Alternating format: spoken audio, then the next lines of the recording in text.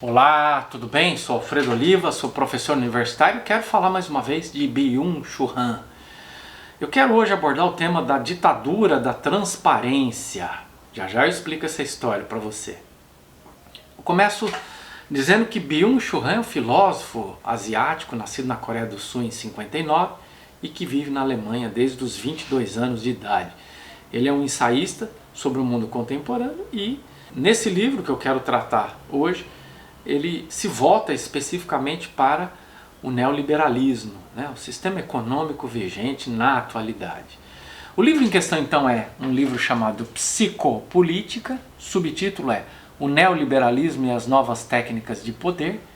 É um livro publicado em 2014 na Alemanha, traduzido para o português pela AINE em 2018, mas eu uso uma versão eletrônica em espanhol, que é de 2021. Muito bem, eu vou destacar então alguns aspectos do capítulo 1, que é a crise de liberdade.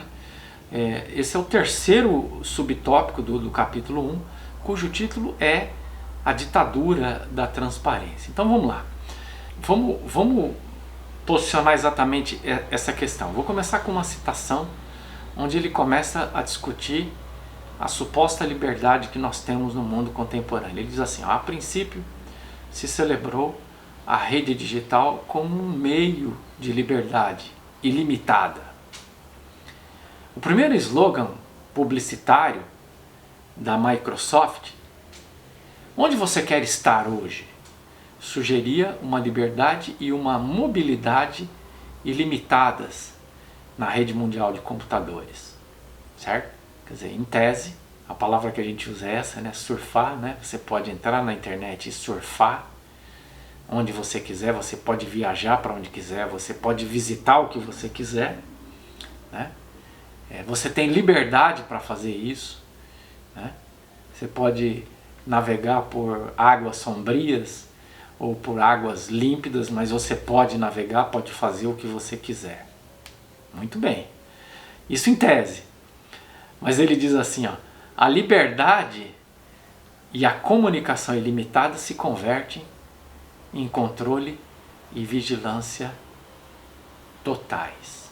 Bom, o que ele está querendo dizer com isso? Ele está querendo dizer que enquanto você desfruta da sua liberdade de poder navegar por onde e como você quiser, você deixa rastros, certo? Vocês sabem disso, né? Toda vez que você entra num site agora, as pessoas estão enviando uma mensagem. Nós utilizamos cookies, né? Você sabe que quando você entra num site, né?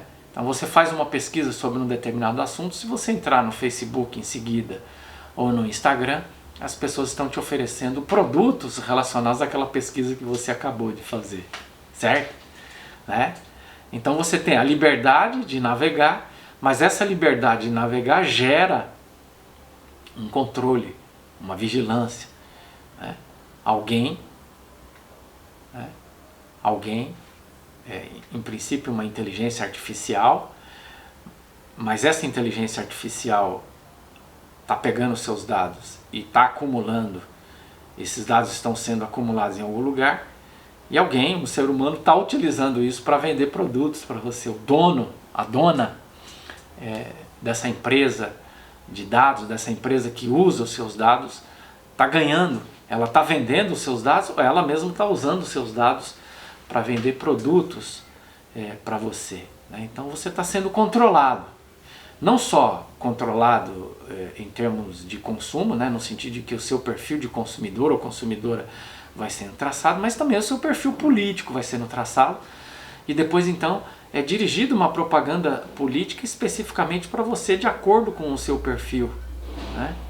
Então isso é bastante grave.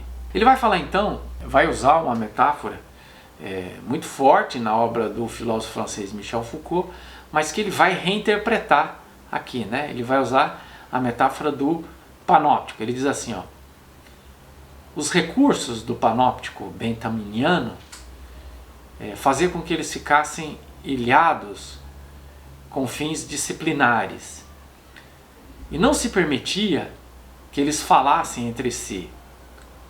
Os residentes do panóptico digital, ao contrário, se comunicam intensamente e se desnudam por sua própria vontade. Então aqui tem muita coisa nesse trecho, né?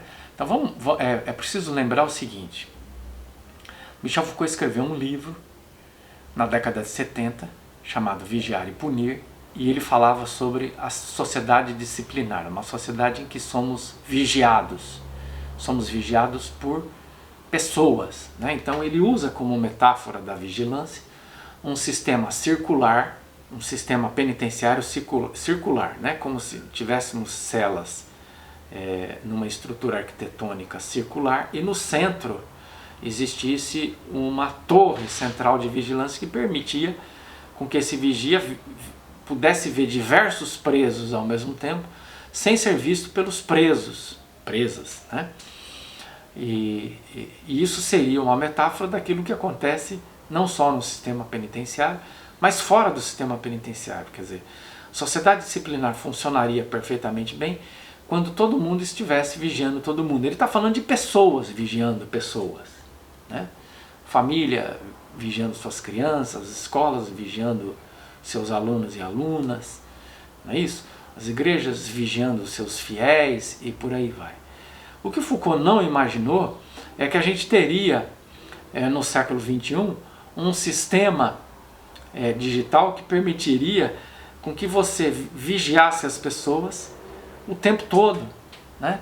Lembre-se que é possível, a partir de aplicativos, inclusive vigiar o sono das pessoas, a qualidade, entre aspas, do sono das pessoas, né? É possível saber a que horas a pessoa dorme, que horas ela levanta, é possível saber quais são os hábitos diários, o que ela está fazendo em tal hora do dia, tudo isso através dos rastros de navegação que deixamos através do celular e também através do uso do computador, né? Isso é o que ele está chamando de panóptico digital. Quer dizer, hoje a vigilância não é um fenômeno que vem de fora, não existe alguém que está fora da gente, um outro ser humano nos vigiando. Hoje nós entregamos os nossos próprios dados voluntariamente ao navegarmos na internet. E é isso que ele está chamando de panóptico digital, né? Então nós estamos expressando nossos desejos, nossas vontades, nossos hábitos de consumo. Isso está sendo entregue de graça e a gente utilizando esses dados. Então ele diz assim, ó, há um imperativo pela transparência. Ele diz assim, ó, o dispositivo da transparência obriga a uma exterioridade total com o fim de acelerar a circulação da informação e da comunicação. Ele está falando agora então de transparência no sentido de que as pessoas estão expondo voluntariamente tudo a respeito de si nas redes sociais. Quer dizer, se a gente parar de falar exclusivamente dos rastros que a gente deixa e dos dados que são utilizados a nosso respeito sem que a gente autorize, ou sem pelo menos que a gente queira autorizar, mas a gente se sinta obrigado a autorizar, senão a gente também não consegue navegar na internet. Mas aqui ele está falando inclusive do desejo de transparência que impera na atualidade. Quer dizer, todo mundo deve expor tudo sobre a sua vida nas redes sociais, né? Quer dizer, nunca existiu tanta informação sobre a vida privada voluntariamente exposto nas redes sociais, né? As pessoas tiram foto do que comem, tiram foto das pessoas com quem estão, tiram foto do seu ambiente de trabalho, tiram foto da sua casa, dos seus filhos. Quer dizer, há uma infinidade, às vezes até exagerada, né? É uma exposição do corpo, da intimidade, né? Exposição de partes específicas do corpo. Isso tudo está sendo colocado sob o imperativo da transparência. Ou você expõe tudo, né? Ou você não vai ser alguém popular, né? Eu fico observando, acompanho alguns perfis de pessoas públicas, né? Pessoas com milhares, às vezes com milhões de seguidores e seguidoras no Instagram. E é muito interessante porque quando essa pessoa começa a interagir com os seguidores e seguidoras, e pergunto, e aí, que tipo de coisa vocês gostariam de saber ao meu respeito? Quase sempre a resposta é, a gente gostaria de saber mais sobre a sua vida privada, né? Então há uma cobrança para que essas pessoas públicas falem sobre a sua rotina, falem sobre a sua intimidade, sobre a sua vida pessoal, sobre os hábitos pessoais. Quando o Byung está falando sobre a ditadura da transparência, ele está falando sobre isso, né? Está falando sobre isso, né? Esse imperativo de expor tudo e sem pensar que essas coisas têm sempre uma consequência, né? Às vezes as pessoas fazem brincadeiras e colocam lá para os seus seguidores e seguidoras e esquece que uma rede social tem esse nome porque ela é social, né? Ela é pública, né? Tudo aquilo que você coloca, na maioria das vezes, fica restrito a um grupo de pessoas mais próximas, mas tem um potencial para viralizar, tanto as coisas boas quanto as coisas ruins, né? Pensando em coisas boas, são coisas que trazem algum proveito para a gente, e as coisas ruins, aquelas que nos prejudicam, né? Então vocês viram a história, por exemplo, de 3 moças que passaram num curso superior e descobriram, no início das aulas, que elas tinham uma colega mais velha. E elas começam a brincar entre elas e gravam um vídeo dizendo, e aí, como é que a gente faz para desmatricular uma colega? Porque nós temos uma colega com mais de 40 anos, e uma pessoa com mais de 40 anos já devia estar aposentada e não começando uma faculdade, né? É uma brincadeira de moças muito jovens, né? Mas, à medida que isso é colocado em público, começa então a circular a hostilidade das pessoas, dizendo, não, isso aí não pode, isso aí é etarismo, né? Isso cria um problema para essas moças, né? Talvez um problema que elas não imaginassem que teriam, uma vez que aparentemente o objetivo delas era fazer uma brincadeira entre elas, mas elas não perceberam, né, que quando você coloca isso nas redes sociais, né, isso tem um potencial para viralizar e tem inclusive um potencial para expressar, né, isso é visto como preconceito, e claro, eu acredito que é preconceito, né, é etarismo mesmo, e isso criou um problema para as moças, né, em vez de gerar popularidade, gerou hostilidade de um grande número de pessoas. Inclusive, a notícia que a gente tem é que a pessoa que estaria sendo referida nesse vídeo teria feito um boletim de ocorrência contra as moças, né? Então, essa é a questão da transparência. A gente tem que tomar cuidado com aquilo que posta e imaginar quais seriam as consequências em torno daquilo que a gente está postando, né? E ele termina, o imperativo da transparência serve sobretudo para desnudar os políticos, para desmascará-los, para convertê-los em objeto de escândalo. Aqui ele está usando o imperativo de transparência não exclusivamente no sentido de exposição de tudo sobre si nas redes sociais, ou não para se referir ao rastreamento que se faz das informações das pessoas, né? Mas ele está falando de um discurso presente na sociedade de forma geral sobre a transparência, o imperativo da transparência na atualidade, né? Então, nós temos mecanismos de transparência da coisa pública que são importantes, são necessários, claro, mas o que ele está falando é a verdadeira obsessão que as pessoas têm em desnudar, de olhar para aquilo que está por trás dessa apresentação pública feita pelos políticos, né? E as pessoas dizem, nós queremos transparência, nós queremos políticos completamente honestos. Esse é um desejo legítimo, claro, né? Mas vamos lembrar que nós vivemos numa sociedade de pessoas corruptas.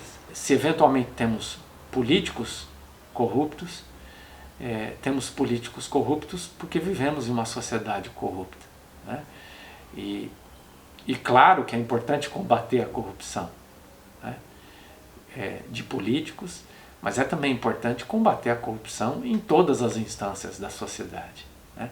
E muitas vezes as pessoas são contra a corrupção do outro, mas não contra a sua própria corrupção, né? Muitas vezes pessoas corruptas, e isso acontece o tempo todo, estão discursando sobre transparência e honestidade, quando, né, estão pedindo, exigindo a transparência e a honestidade do outro, quando elas mesmas são corruptas, né?